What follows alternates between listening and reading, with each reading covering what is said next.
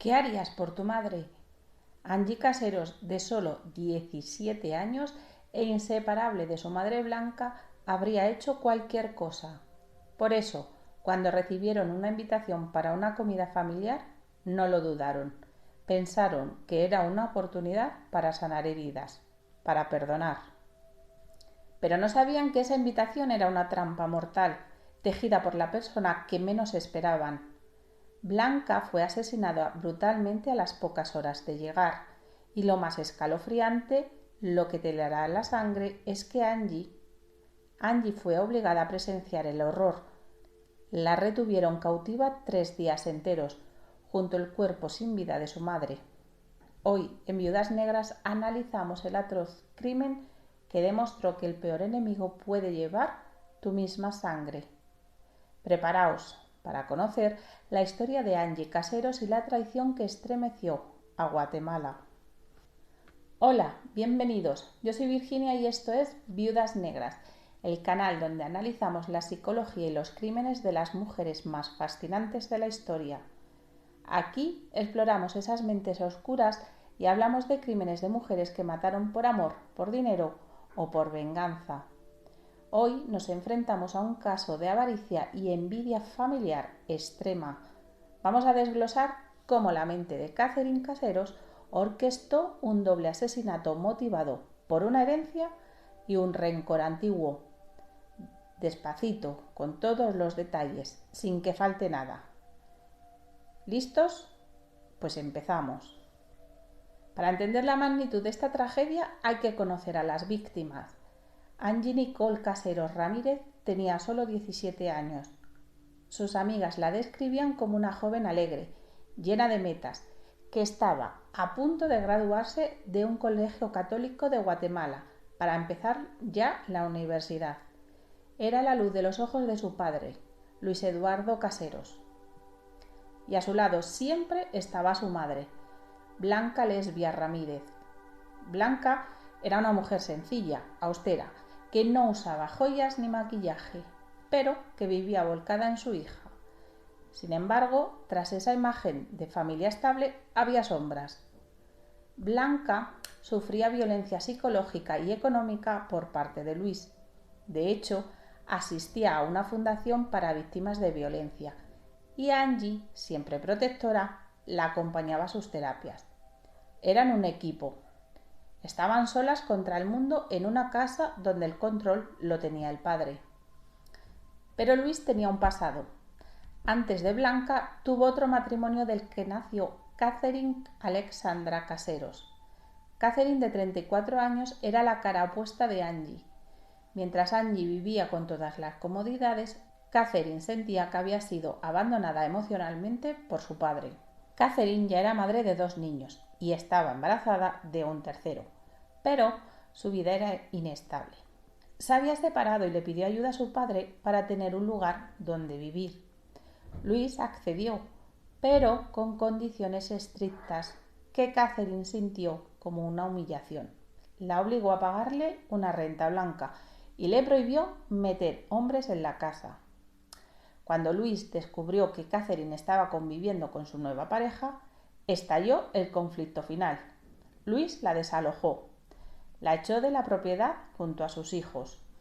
Aquí es donde el rencor se convierte en un plan criminal.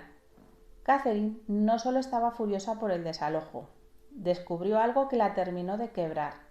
Su padre la había excluido de una póliza de seguro millonaria y de varias herencias, dejando como únicas beneficiarias a su esposa Blanca y a su hija menor, Angie. En la mente de Catherine, ellas no eran su familia, eran las culpables de su miseria. Eran las que le robaban lo que por derecho de primogénita le pertenecía. Catherine no veía a una hermana de 17 años, veía un obstáculo de dinero.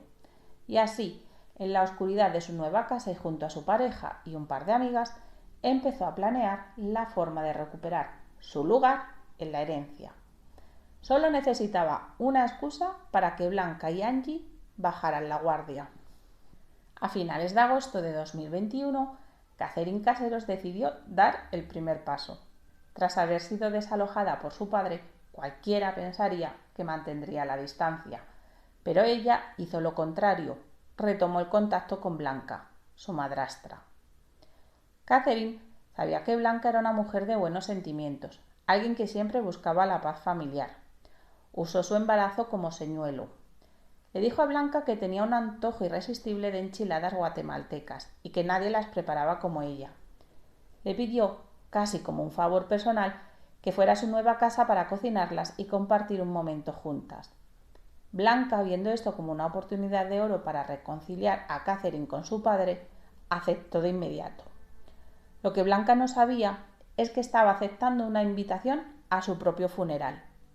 Pero hubo un detalle muy extraño en esta invitación. Catherine nunca le dio la dirección de su nueva casa a Blanca directamente. Le dijo que se la enviaría por mensaje a su hermana pequeña Angie. ¿Por qué hizo esto? Porque Catherine quería asegurarse de que Angie también fuera a la casa. Si mataba solo a Blanca, la herencia seguiría yendo a parar a manos del adolescente. Para Catherine, el plan solo funcionaba si ambas dos desaparecían de la ecuación. El domingo 5 de septiembre, Angie recibió la ubicación en su celular. Madre e hija, entusiasmadas por el gesto de acercamiento, se arreglaron, subieron a su camioneta azul y salieron del condominio hacia una colonia residencial cercana. Fue la última vez que las cámaras de seguridad de su propio hogar las grabaron con vida. Al llegar a la casa de Catherine, fueron recibidas con sonrisas. La fiscalía logró determinar, gracias a las cámaras de la zona, que entraron por su propio pie, que no hubo forcejeos, que no hubo gritos. Entraron a un hogar donde supuestamente las esperaba una tarde de cocina y charla familiar. Sin embargo, una vez que la puerta se cerró tras ellas, la pesadilla comenzó. No estaban solas con Catherine. Allí las esperaban Ligia y María Fernanda, las amigas de Catherine y un joven llamado Eddie. En lugar de ingredientes para las enchiladas, lo que había sobre la mesa eran cinchos de plástico negro y un plan perfectamente coordinado. Antes de que pudieran reaccionar, Blanca fue sometida. En ese salón, rodeada de personas en las que confiaba, Blanca fue asesinada alrededor de las 11:30 de la mañana. Pero para Angie el destino era todavía más retorcido. Lo que ocurrió después de la muerte de Blanca es lo que diferencia este crimen de cualquier otro. Blanca murió casi de inmediato, asfixiada con un cincho de plástico. Su cuerpo fue llevado al baño de la casa y allí quedó. Pero a Angie, de 17 años, no la mataron ese domingo. La mantuvieron viva. La fiscalía reveló un detalle que nos rompe el corazón. Angie estuvo cautiva 3 días enteros en la misma casa donde yacía el cuerpo sin vida de su madre. Imagina el terror psicológico. La investigación forense determinó que durante ese tiempo la adolescente solo recibió para comer una papilla. Estaba rodeada de sus captores, escuchando sus risas, sus planes, sabiendo que su madre ya no estaba. Catherine no solo quería su muerte, parecía querer que Angie sufriera la pérdida antes de apagar su propia vida. El martes 7 de septiembre, Catherine y sus cómplices decidieron que el tiempo de Angie ya se había acabado. La asesinaron de la misma forma que a Blanca, asfixia por estrangulamiento con cinchos de plástico. Pero la maldad no terminó ahí. Para deshacerse de ellas, envolvieron los cuerpos en sábanas y mantas. Cuando los peritos las analizaron, descubrieron algo terrible. Eran las mantas con dibujos infantiles de los propios hijos de Catherine. Usaron la ropa de cama de sus hijos para envolver los cadáveres de su tía y su abuela política. Esa misma noche, Eddie, el joven que ayudaba a Catherine, condujo la camioneta azul de las víctimas y arrojó los cuerpos en una cuneta, en un desagüe de aguas servidas a la orilla de la carretera, esperando que la corriente o la suciedad borraran las huellas. Mientras tanto, Catherine intentó desviar la atención de una forma muy burda. En la casa del padre aparecieron grafitis que intentaban culpar a las pandillas, específicamente al barrio 18. Decían frases como «la mujer ajena se respeta». Pero el plan falló. Luis, el padre, al ver que su esposa e hija no aparecían, llamó a la seguridad. Cuando la policía llegó, encontraron a Luis en un estado de nerviosismo total, pero también vieron a Catherine merodeando por la parte trasera de la casa con un bate en la mano, intentando robar objetos para que pareciera un asalto de pandillas. Fue en ese momento cuando las sospechas empezaron a girar. Catherine no lloraba por su hermana desaparecida. Estaba ocupada marcando paredes y vaciando cajones. La mentira de las pandillas no se sostuvo ni una semana. La Fiscalía de Guatemala hizo un trabajo minucioso. Analizaron las cámaras de seguridad del condominio de Catherine y vieron entrar la camioneta azul de Blanca, pero nunca la vieron salir con ellas a bordo. En la casa del horror, los peritos encontraron un arete, un zapato deportivo y restos de cabello que pertenecían a una de las víctimas. Incluso hallaron el perfil genético de Angie y Blanca en unos vasos. Habían estado allí, habían bebido de esos vasos antes de que la merienda se convirtiera en una ejecución. El 1 de octubre de 2021, la policía detuvo a Catherine, a sus amigas Ligia y María Fernanda y al joven Eddie. El mundo quedó en shock al descubrir que la mente detrás de todo era la propia hermana de Angie. Catherine fue acusada de asesinato y secuestro. Durante el proceso se confirmó lo que sospechábamos. Lo hizo por dinero. Estaba furiosa porque su padre la había excluido de un seguro de vida y quería forzar una herencia que, según ella, la correspondía. El juicio fue largo, pero las pruebas eran una montaña imposible de escalar para la defensa. En marzo de 2024, el tribunal dictó sentencia. Catherine Caseros fue condenada a 70 años de prisión, 35 por el asesinato de su hermana Angie y 35 por el de su madrastra Blanca. Sus amigas recibieron penas similares e incluso mayores por el robo del vehículo. Lo más importante de la audiencia fue la reacción de Catherine. Durante todo el juicio se mostró fría, distante y casi aburrida. Pero en el momento en que escuchó la cifra, cuando entendió que pasaría el resto de su vida tras las rejas y que su tercer hijo, del que estaba embarazada al momento del crimen, nacería y crecería lejos de ella, estalló en un llanto incontrolable.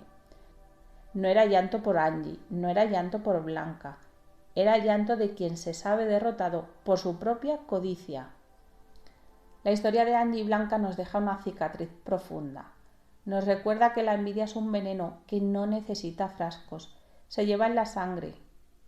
Catherine Caseros buscaba una herencia de ladrillos y pólizas y terminó heredando una celda fría y el desprecio de una sociedad entera. ¿Qué piensas tú?